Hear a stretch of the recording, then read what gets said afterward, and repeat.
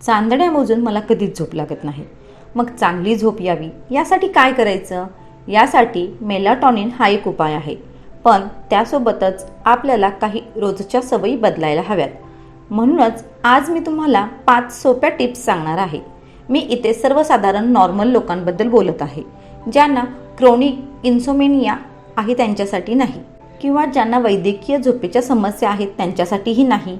मी त्या लोकांबद्दल बोलते आहे ज्यांना वयानुसार झोपेच्या समस्या होतात. नमस्कार, चॅनलवर तुम्हा सर्वांचं खूप खूप स्वागत. झोपेसाठी योग्य वातावरण कसं असावं? झोपेसाठी शांतता खूप गरजेची आहे.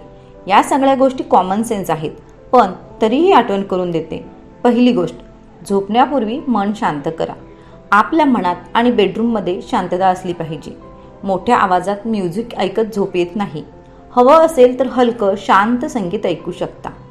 दुसरी गोष्ट, संशोधन सांगतं की तापमान कमी असेल तर झोप चांगली लागते.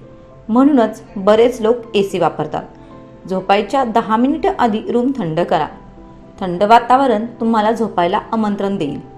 कमी तापमान झोपेसाठी चांगलं असतं. झोपताना सैल कापडी कपडे घाला.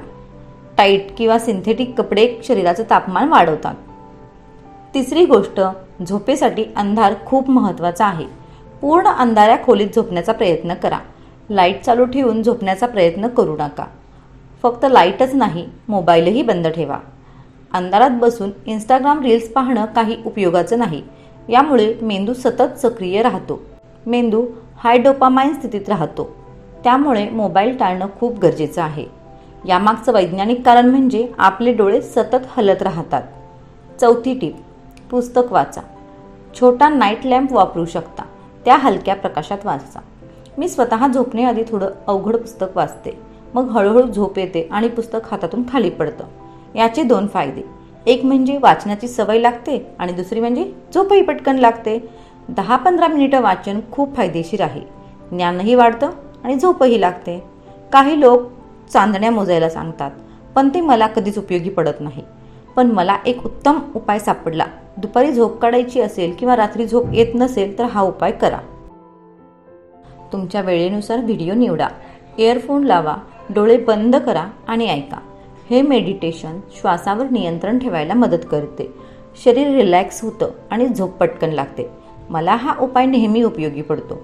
चिंता, ताण किंवा घाबरलेले असाल तरीही हा उपाय करा. हार्ट रेटही नॉर्मल होतो. झोपेसाठी खूप फायदेशीर आहे. तर या होत्या काही शांत झोपेसाठीच्या टिप्स. जर तुम्हाला व्हिडिओ आवडला असेल तर लाईक करा आणि पहिल्यांदाच पाहत असाल तर चॅनलला सबस्क्राईब करा. धन्यवाद.